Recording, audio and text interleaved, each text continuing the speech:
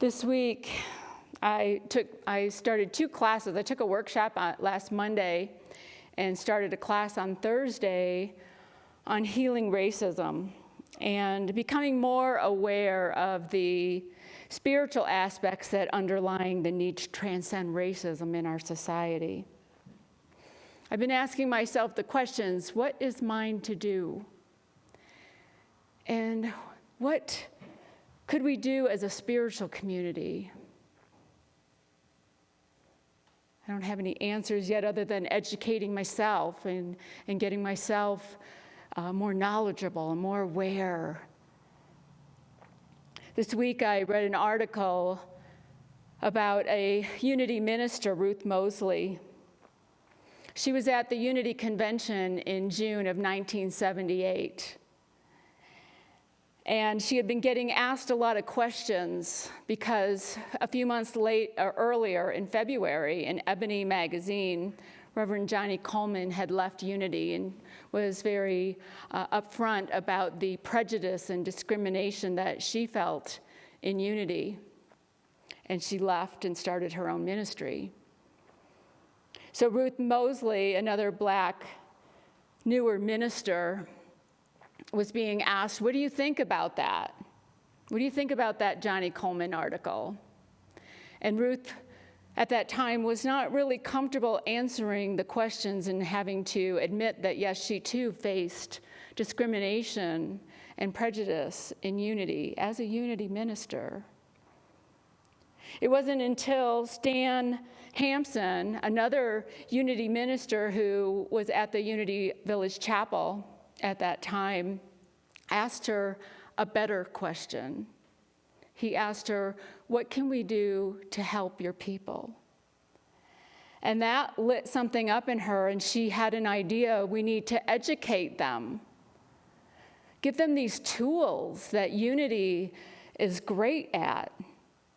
And that was the beginning and the birth of Unity Urban Schools in Detroit, Michigan. The next year, in 1979, we opened Unity Urban School, where we could help and train and educate inner city people to be Unity ministers. So Ruth had this idea from getting asked a better question.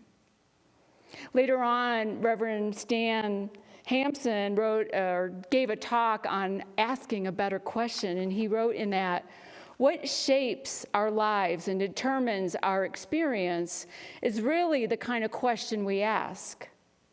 Your life is shaped daily, momently, by your questions. An answer is like closing the door, an ending, a finishing, a conclusion. But a question is always a new beginning. I started thinking about that and how the questions that we ask are so important. Usually when I'm researching for a talk, I ask Google a question, hoping to get a bunch of responses, some kind of answers that will help me get some great information for my talks. And often I find that I didn't ask the question just right. It wasn't exactly what I was looking for, and I have to rephrase it and ask again. So I got a little curious on what kind of questions does Google get? Because I'm sure Google gets millions and millions of questions.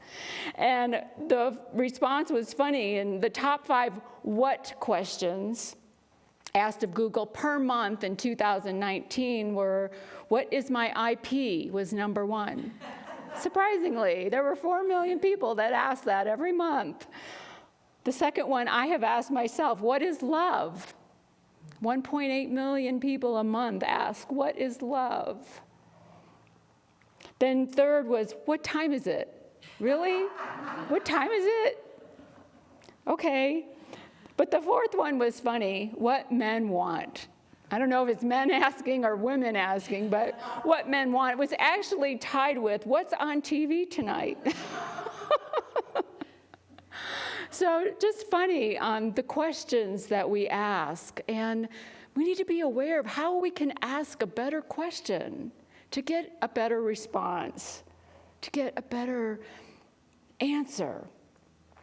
I know with me, when my kids were little, I would always ask them, probably most of you parents too have asked the same thing, especially teenagers, how was school today? And their standard response was, fine. And just this morning when we had our outdoor patio service, I caught myself, I was asking something that we always ask, all of us, how are you? And the answer is fine or good. It doesn't really give us much to go on for a conversation, does it? We want to open our conversations with better questions. Asking keeps us open to the infinite possibilities, deeper insights, expanded awareness. When we stop asking questions, it's often because we don't want to know the answer, or we think we already know the answer, or we think that the answer is going to be something beyond our belief system. Or maybe we just don't care. We're lazy. But remember, Jesus said, ask and it shall be given to you. Knock and it shall be open. So spiritually, what are we looking for with our questions? Are we looking for how can we embrace oneness? How can we see the Christ in this person that annoys me or this person that hurt me? How can we see the Christ in everyone? That's a great question to ask regarding other people. I often ask, what does this soul need right now? What does this soul need? Gregory Boyle is a Jesuit priest, and many of you have probably heard of him. He does work with the gangs in LA, and he talks about, imagine a circle of compassion, and nobody is standing outside that circle. Nobody's standing outside that circle. This is what inclusiveness is all about, that nobody is outside the circle of compassion, that everyone is included. This is why Columbine chose inclusiveness as one of our 5 core values. We've been talking about Columbine's core values: community, spirit-led, inspiration, and authenticity. And today we wrap up with the last core value, those values that we deem really important here at Columbine. And the last one is inclusiveness. We are all one. It's our number one unity principle that we are all one, that there is only one presence and one power. And this God, this spirit, this divine mind, this universe, whatever you want to call it, is big enough to love us all equally. We talk about inclusiveness in this way. We embrace all people as expressions of God. We work together for the common good, embracing our differences with compassion. Because, of course, in our humanness, we are all different. We all have different experiences, different beliefs, different priorities, different preferences. But we're all one. And we want to embrace those differences, include everyone in that circle of compassion. At the end of May, we honored our YOU, Youth of Unity graduates with a service where we asked them to do a video, asked them to create a video. We could have asked the question, who are we missing? We included two students, Brett and Jackson, who graduated. But we missed this young man, Daniel Kyler.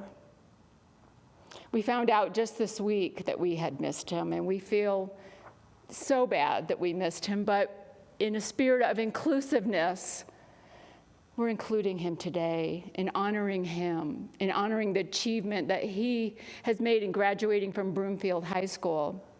His father, David, is one of our Uniteam sponsors for years, and he's done a beautiful job with our middle-aged school children. And he wrote me and told me that Daniel, his son, who you see here on the screen, just graduated from Broomfield High School in May. And he has been coming to Columbine since the year 2000. They were introduced when they moved to Colorado. They were introduced to Columbine by Joanne and Ellen Kelly, longtime members here. And Daniel went through elementary, our youth and family ministry program, through middle school, and through YOU. He especially liked attending the rallies, and he prepared a video for us this week at last minute, and we are so grateful that he did that. He was planning to spend a gap year overseas with some family friends, and of course, due to the pandemic now, not able to do that. He's discerning what his gap year will look like right here in Colorado, in Boulder. But I want to show you his video that he created for us. If you want to play that video, Bonnie. Hi, this is Daniel Kyler, the recent graduate. What YOU has done for me is given me a chance to meet a lot of great people in my life. And one person I would have, a couple people I have to thank for my development and where I am today would be Eric Tice and Blair Tice, the best people that I've met, conducting YOU. And yeah. Thank you, Daniel, for sending that video. We are so proud of you. I know that wasn't easy, that you had to be vulnerable. And I love what you said, that it was about the people. In Africa, they say that a person becomes a person through other people. And the fact that you recognized Eric and Blair Tice, Eric was a YOU sponsor for many years, YOU sponsor when Daniel was part of the program. We're so grateful to Eric and his wife Blair for the years of dedication and love and support and guidance that they both gave our teenagers. So grateful for that. So grateful for them. So thank you, Daniel. There's a little bit of a story to this video that I want to share, and I'm kind of embarrassed about it. It has to do with my own reaction to the video. When I first saw it, I constantly work on a little-known character flaw called perfectionism. And when I first saw the video, I thought, it could be better. So Daniel was asked to reshoot the video. Didn't have to change the wording, just reshoot it to make it look better. And Daniel, in his wisdom and his love for himself, said no. I'm grateful he said no, because we don't often know where the teachers come from. Sometimes our greatest teachers come from unexpected places. And this week, 2 days ago, Daniel was a great teacher for me. Because we're talking about inclusiveness, and inclusiveness means accepting people where they are, accepting people as they are, not as we would have them be, not perform as we would have them perform, not have their video be as perfect as we would like. So Daniel, I'm so proud of you for standing up for yourself. He said that video represented who he is, and it does. You see, Daniel's been on the spectrum, and we are so aware that was not easy for him to do, and so proud that he looked right in the camera, that he said what he said. So profound words that it's the people that make a difference. So thank you, Daniel, and thank you, David, for the blessings that you both are, to Columbine. If you'd like to leave a message for Daniel in the chat box, I encourage you to do that. Send him a blessing, a congratulations. big milestone to graduate from high school for any young man or woman, and so we are really, really proud of him. You know, Ernest Holmes says that unity does not mean uniformity. We are all one through the divine, and yet that oneness does not mean sameness. We often confuse that. Each person is a direct and equal emanation of the divine, unique, perfect, whole, and complete in our diversity. All are endowed with equal access to the prosperity and love of the divine. Now, of course, this is an aspiration. It's an aspiration and not necessarily what we're seeing in our society right now because of our humanness, because of our bias. Bias shows up in many ways. Inclusion means accepting and respecting every person, regardless of their race, their gender, their age, their sexual orientation, their background, their religious beliefs, or their political preferences. So we need to ask a better question here. What barriers do we need to release to allow everyone at the table? Every life is valuable, and no life is more valuable than another. God's Spirit is big enough, and his table, her table, its table is big enough to have a place for everyone. Research says that being excluded shows up in the same place in the brain as physical pain. It threatens our sense of belonging and our self-esteem.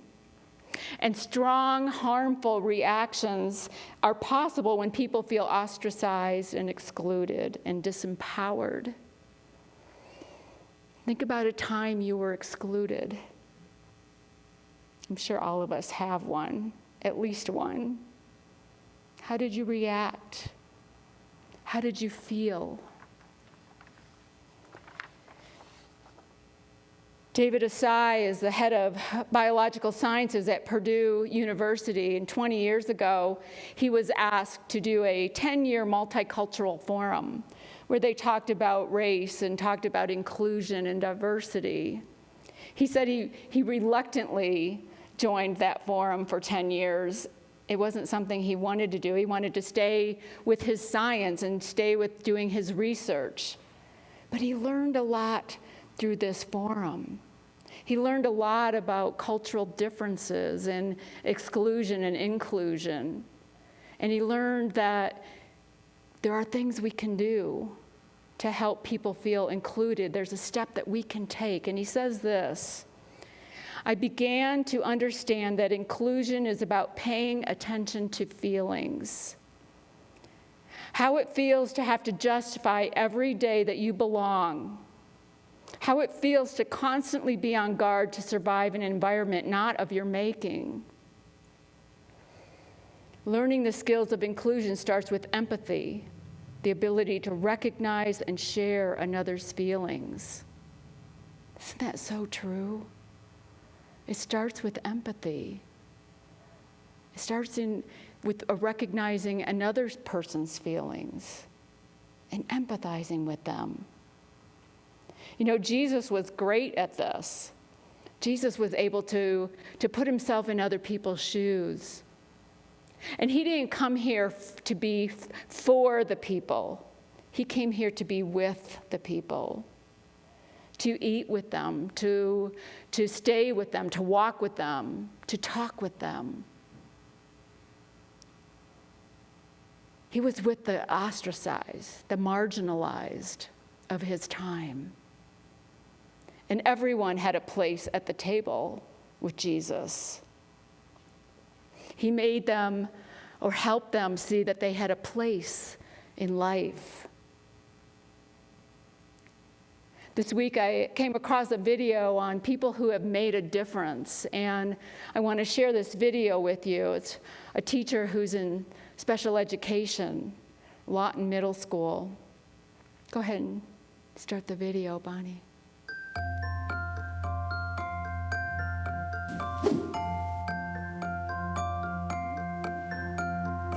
My name is Sadie Guthrie, and I'm a special ed teacher at Lawton Alternative School.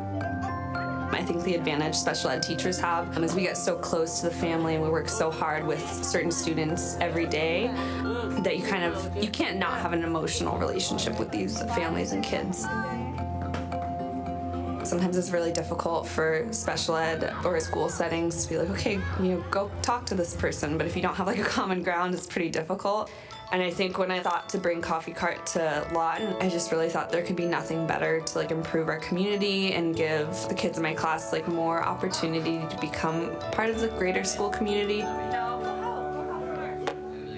I think everyone was a little hesitant to start. They like didn't really get the purpose, but once I kind of explained, we're learning, job skills and independence and responsibility and all these functional skills, and we're being a part of the community, it kind of started to click. And then when we started doing it, it just, rocketed. We go to Devil's Teeth, which is a local bakery, and we get a baked good donation. Nathan, walk, please. We're like now out in the actual community, showing people really what we're capable of. Then we have to learn transportation skills, which are really important in big urban cities. We then have to take the transportation to get the baked goods, where we do kind of like social interactions with strangers. Safe strangers, obviously. Hello, my name is Noah, and I'm from Lawton Middle School, and we're here to pick up the big goods. Awesome. We're going to get those right up for you, Noah. Yeah! Action. Good. So Coffee Cart's kind of cool because we're creating that community within our school, and it's mobile, so my students are getting out of the classroom, they're being seen as like very productive, contributing members of our school. Oh, you have my favorite scones. So I would like a scone to accompany my tea, please. Any school in this country could take this example to help transform their own school community, to make sure that every child feels accepted, that every child feels that they belong, that they have a place.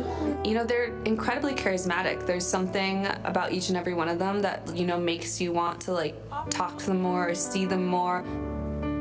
Coffee Cart is such a special, unique thing that no other students get to do, so they kind of big man on campus kind of thing. They really like it and feel important when they do it. I see so much in them and kids with disabilities in general, so when I hear people kind of, even unintentionally put them down or not expect the best, it's hard.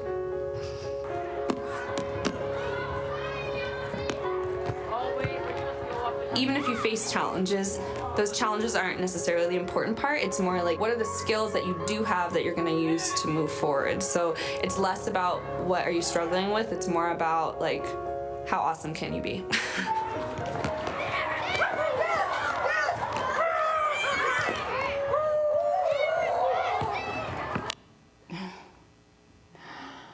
I love that she had, I don't know if you noticed at the beginning, where she had puzzle pieces and each of the kids had written part of themselves or something that they wanted to share, and puzzle piece, because we all make up the whole, every one of us. And without each of those puzzle pieces, we're not whole, we're not complete. And then how she mentioned that, it's not about what you're struggling with. So that's not the question, what am I struggling with, what am I challenged with, but how awesome can I be? How awesome can you be? Instead of asking why questions, why is this pandemic happening? Why are we seeing so much racial injustice? We can ask, what can we do? What is mine to do in this moment, in this time period in society? What can I do? How awesome can you be? What legacy do you want to leave behind? And who might we be excluding from our circle of compassion?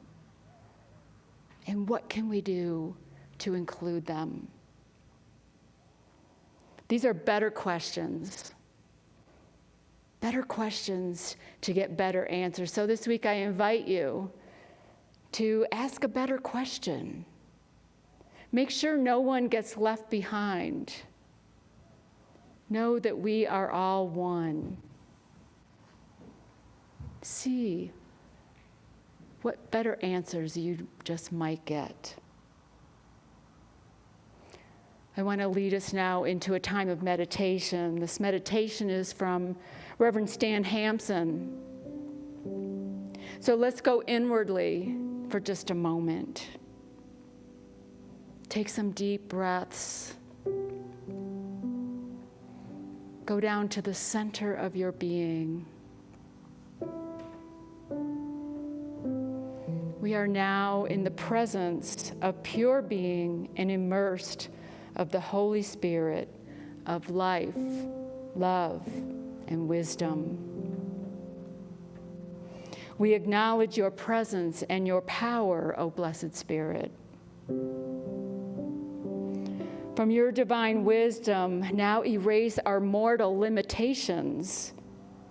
And from your pure substance of love, bring into manifestation our world according to your perfect law.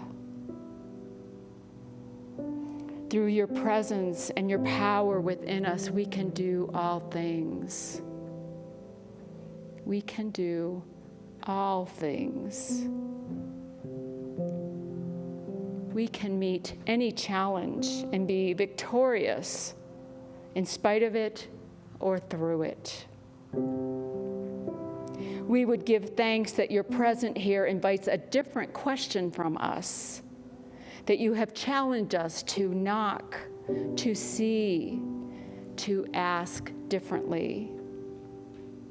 In our relationship with you and with all of your other children, we can find that as we ask differently, we experience differently. What is this, Lord? All right. How do you want me to deal with it? I can do all things through your presence with me. I invite you to take those words into your consciousness. I can do all things through your presence with me, within me. And ask a better question.